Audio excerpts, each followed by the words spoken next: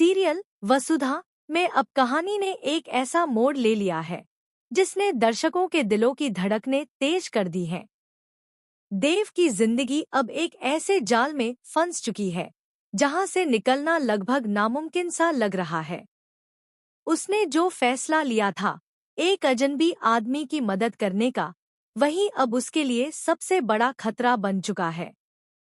उस आदमी की बहन विधु से मिलने की देव की मासूम कोशिश अब उसकी जिंदगी पर भारी पड़ने वाली है। शुरू में तो सब कुछ सामान्य लग रहा था, लेकिन धीरे धीरे कहानी ने एक खतरनाक करवट ली। वह आदमी देव को अपने साथ कहीं दूर ले गया और देव ने बिना शक किए उसके साथ चलने का फैसला कर लिया। पर उसे क्या पता था कि वो अपने ही पैरों से एक ऐसी खाई की ओर बढ़ रहा है जहां हर तरफ अंधेरा और धोखा है। इधर वसुधा को भी कुछ अजीब सा महसूस होने लगा था। उसे बार बार ये एहसास हो रहा था कि कुछ तो गड़बड़ है। उसने कई बार देव को कॉल करने की कोशिश की, लेकिन फोन कभी स्विच ऑफ तो कभी नॉट रीचेबल आता रहा। धीरे धीरे वसुधा का शक यकीन में बदल गया। उसके दिल में एक अजीब सी बेचैनी घर कर गई। उसे लगा, देव कहीं किसी मुसीबत में तो नहीं।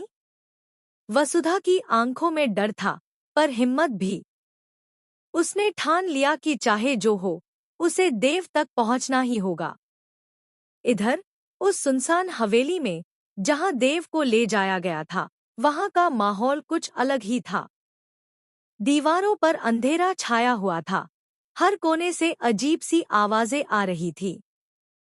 और वहीं उस घर के अंदर बैठी थी एक औरत, उस आदमी की बहन, जो मानसिक रूप से अस्थिर थी। पर उसके भाई की मंशा बहुत ही खतरनाक थी। वो आदमी अब देव से जबरदस्ती अपनी बहन की शादी करवाना चाहता था। देव का चेहरा सफेद पड़ गया। उसे यकीन नहीं हुआ कि जिस पर उसने भरोसा किया, वही उसे धोखा देने वाला है।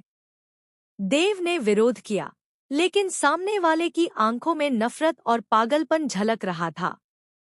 वो आदमी वही था जो कभी करिश्मा के साथ बांसुरी बजाता दिखा था, वही रहस्यमय इंसान जो अब बदले की आग में जल रहा था। वो देव से बदला लेना चाहता था, और इस बार उसने ऐसा प्लान बनाया था जिससे देव की जिंदगी पूरी तरह बर्बाद हो जाए।